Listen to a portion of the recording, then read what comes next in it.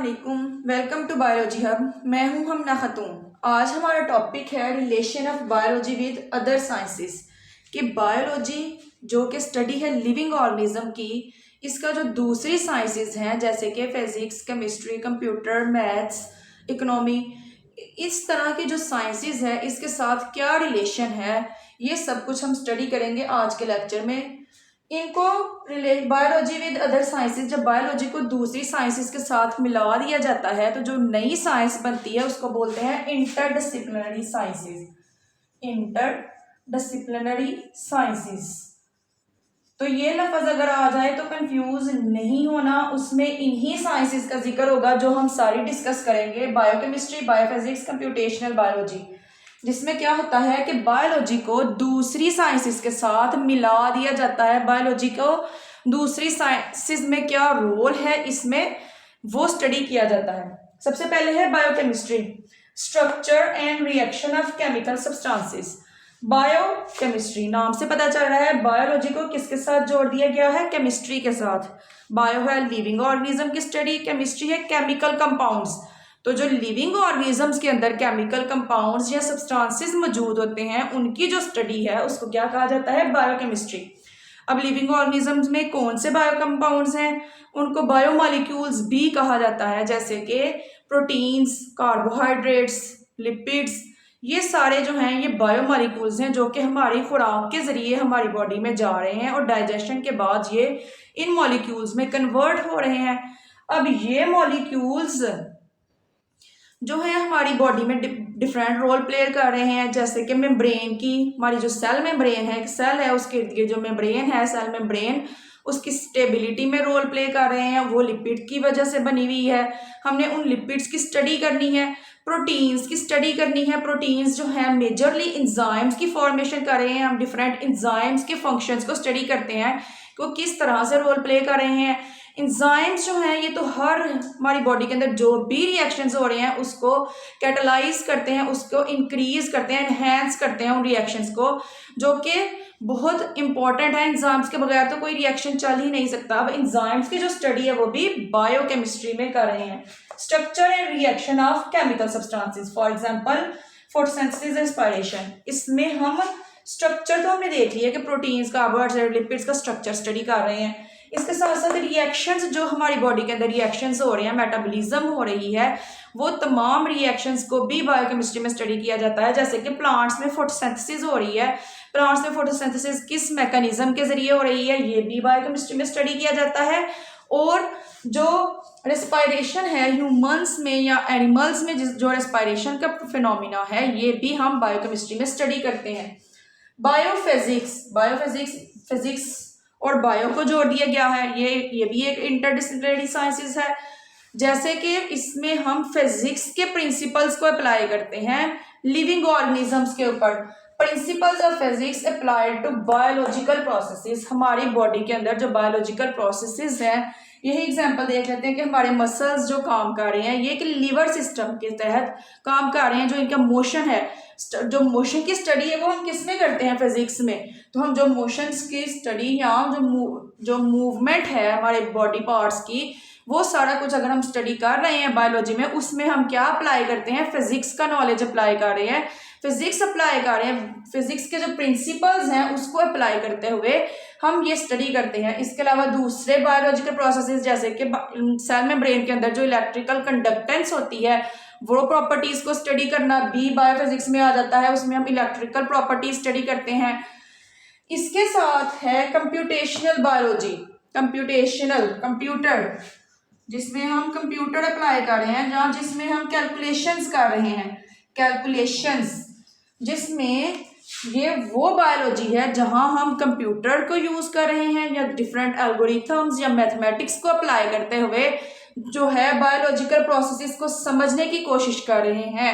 जैसे कि हमारी बॉडी के अंदर अगर प्रोटीन्स है तो हमने प्रोटीन का स्ट्रक्चर स्टडी करना है, तो अगर हम देखते हैं कि उसका जो 3D स्ट्रक्चर है प्रोटीन का, वो हम किस तरह से स्टडी कर सकते हैं, उसको एनालाइज करने के लिए हम यूज करते हैं कंप्यूटेशनल बायोलॉजी। इसी तरह से एग्जाम्पल है आपकी बुक में sequence of amino acids in proteins, कि प्रोटीन है एक, वो अमाइनो एसिड से बन रहा है through the process of translation. जो ये प्रोसेस के ज़रिए एक प्रॉपर सीक्वेंस आ रहा है अमाइनो एसिड्स का, इस सीक्वेंस को स्टडी करने के लिए, इसको एनालाइज करने के लिए हम यूज़ करते हैं कंप्यूटेशनल बायोलॉजी। अगर डिटेल्स में जाना चाहें तो बहुत ये कॉम्प्लेक्स टॉपिक बन जाता है। कंप्यूटेशंस में हम जीन के सीक्वेंस को स्टडी कर सकते हैं, जीनोमिक सीक्वेंस को स्टडी कर सकते हैं, या डीएनए आरएनए का जो सीक्वेंस है उसको स्टडी किया जा सकता है। ये सारा कुछ हम किस में यूज़ कर क्या यूज़ करते हैं स्टडी करने के लिए? Computational biology. नेक्स्ट है बायोजियोग्राफी। इसमें है लिविंग ऑर्गेनिजम्स की डिस्ट्रीब्यूशन। लिविंग ऑर्गेनिज्म किस तरह से ज़मीन के ऊपर फैले हुए हैं, ज़मीन के डिफरेंट रीजन्स में जो ऑर्गेनिजम्स हैं वो किस तरह से फैले हुए हैं, ऐसा कौन कौन सा क्लाइमेट कौन कौन से ऑर्गेनिज्म के सर्वाइवल को पॉसिबल बना रहा है, जो ऑर्गेनिजम्स हैं वो कौन सा माहौल अडॉप्ट कर पा रहे हैं, ये सारी जो डिस्ट्रीब्यूशन है लिविंग ऑर्गेनिजम्स की हम स्टडी करते हैं बायोजियोग्राफी में। इसमें हम स्टडी करते हैं क्लाइमेट चेंज, मतलब कि जो वहाँ का मौसम और आबोहवा की जो तब्दीली है वो किस तरह से ऑर्गेनिज्म की डिस्ट्रीब्यूशन को इफेक्ट कर रही है। जो ऑर्गेनिजम्स हैं पर्टिकुलर इन्वायरमेंट में अडाप्टेबल हैं अगर, तो वो वहीं उसी इन्वायरमेंट में पाए जा सकते हैं, दूसरी में नहीं पाए जा सकते। मगर मतलब कि अगर कुछ ऑर्गेनिजम्स हैं जो कि सिर्फ बर्फ बर्दाश्त कर रहे हैं, जैसे कि पोलर बियर्स, वो पोलर रीजन्स में पाए जाएंगे, और कुछ हैं वो इतना लो टेम्परेचर बर्दाश्त नहीं कर सकते बल्कि उनको मॉडरेट टेम्परेचर चाहिए, वो जब पाए जाएंगे टेम्परेट रीजन्स में। इस तरह से जो अर्थ के ऊपर डिफरेंट रीजन्स में ऑर्गेनिजम्स की डिस्ट्रीब्यूशन है और क्लाइमेट इसमें क्या रोल प्ले कर रहा है, ये हम स्टडी करते हैं बायोजियोग्राफी में। नेक्स्ट है बायोस्टैटिस्टिक्स। इसमें हम स्टैटिस्टिक्स को अप्लाई करते हैं, हम डिफरेंट टेक्निक्स को अप्लाई करते हैं। लेट्स सपोज अगर हमने कोई एक्सपेरिमेंट किया है तो हमने डाटा की कलेक्शन करनी है, कुछ खास ग्रुप्स ऑफ प्लांट्स लेना है या कुछ खास ग्रुप्स ऑफ एनिमल्स कलेक्ट किए हैं, उस पर हम कोई एक्सपेरिमेंट कर रहे हैं, तो जो टेक्निक्स हम यूज़ करेंगे, डाटा कलेक्शन किस तरह से करेंगे, इसके ऊपर कौन कौन सी टेक्निक्स स्टैटिस्टिकल टेक्निक्स अप्लाई की जाएंगी, ये सारी हम स्टडी करते हैं biostatistics. Principles of statistics to analyse and interpret data. Data को स्टडी करने के लिए डाटा को किस तरह से अरेंज किया जाएगा और उससे किस तरह से कंक्लूजन्स ड्रॉ किए जाएंगे। सबसे पहले डाटा को कलेक्ट किया जाता है, कलेक्शन के लिए डिफरेंट मेथड्स यूज किए जाते हैं, फिर उसको एनालाइज किया जाता है, उसको इंटरप्रिटेशन की जाती है उस डाटा की बाय मीन मोड मीडियन, कि किस तरह से हम डाटा को अरेंज कर रहे हैं। नेक्स्ट हम उसमें से जो है रिजल्ट्स ड्रॉ करते हैं, उसमें भी हम स्टैटिस्टिकल टेक्निक्स अप्लाई करते हैं, जैसे कि हम हाइपोथेसिस टेस्टिंग करते हैं कि अगर कोई चीज़ है किसी खास जगह पे, कोई खास एनिमल्स पे कोई ड्रग इफेक्ट कर रही है, तो ये किसी खास काज है इसके पीछे या नहीं है। हम अगर वो टेस्टिंग कर रहे हैं, ये एक हाइपोथेसिस टेस्टिंग है, तो इसके लिए हम डिफरेंट टेस्ट यूज़ करते हैं, टी टेस्ट, एनोवा। तो ये सारी चीज़ें हम स्टैटिस्टिकल जो टेक्निक्स अप्लाई करते हुए डाटा की स्टडी करते हैं, उसको कहा जाता है बायोस्टैटिस्टिक्स। नेक्स्ट है बायोटेक्नोलॉजी। इसमें टेक्नोलॉजी का लफ्ज़ आ गया है कि हम अब जो ह्यूमन एडवांसमेंट है, मॉडर्न दौर है, इसमें जो डिफरेंट टेक्नोलॉजीज़ हैं इसको यूज़ करते हुए लिविंग ऑर्गेनिजम्स के इस्तेमाल से डिफरेंट प्रोडक्ट्स बना रहे हैं, वैरायटी ऑफ प्रोडक्ट्स तैयार की जा रही है बाय यूजिंग लिविंग ऑर्गेनिजम्स। वो लिविंग ऑर्गेनिजम्स बैक्टीरिया भी हो सकते हैं, जैसे कि बैक्टीरिया को यूज़ किया जाता है इंसुलिन बनाने के लिए, जो कि डायबिटिक शुगर के मरीजों को चाहिए होती है। वो इंसुलिन उन मरीजों के अंदर पैदा नहीं हो रही होती, उनको बाहर से इंजेक्ट की जाती है। अब वो इंसुलिन कहाँ से आ रही है, उसमें बैक्टीरिया बहुत इंपॉर्टेंट रोल प्ले करते हैं।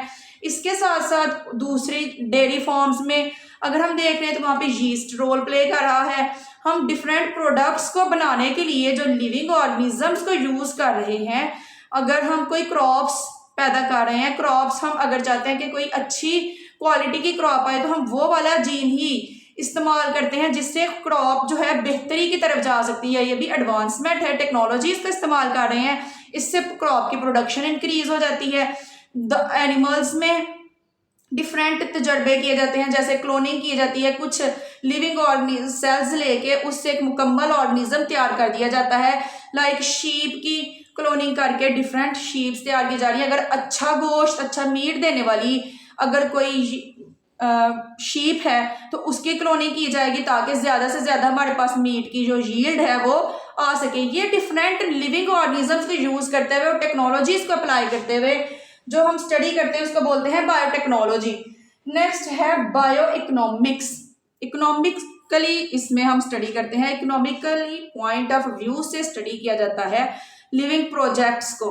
लेट्स सपोज अगर कोई खास क्रॉप्स उगाई जा रही हैं, डिफरेंट टाइप्स की न्यू वैरायटी क्रॉप्स की उगाई जा रही है, उसकी प्रोडक्शन को हम देख रहे हैं कि वो इंक्रीज हुई है या डिक्रीज हुई है। हमने वो चीज़ लेनी है जो बेनिफिशियल हो हमारे लिए, जो हमें फ़ायदा पहुंचाए। इसमें हमने देखना है कि हमारी कॉस्ट, जो हम लागत लगा रहे हैं, जो हम बीज वगैरह लगा रहे हैं, जहाँ हम कोई स्प्रे कर रहे हैं, ये सारी पानी दे रहे हैं, बिजली का इस्तेमाल हो रहा है, ये कॉस्ट को कैलकुलेट किया जाएगा और उसके अकॉर्डिंग हमें प्रॉफिट कितना हो रहा है, हमें मुनाफा कितना हो रहा है उसमें। अगर हम कोई प्रॉपर काम कर रहे हैं तो हम इकोनॉमिकल पॉइंट ऑफ व्यू से जो चीज़ें स्टडी करते हैं वो कहलाती है, वो लिविंग प्रोजेक्ट्स को स्टडी किया जाएगा इकोनॉमिकली पॉइंट ऑफ व्यू से, इसको कहा जाएगा बायो इकोनॉमिक्स।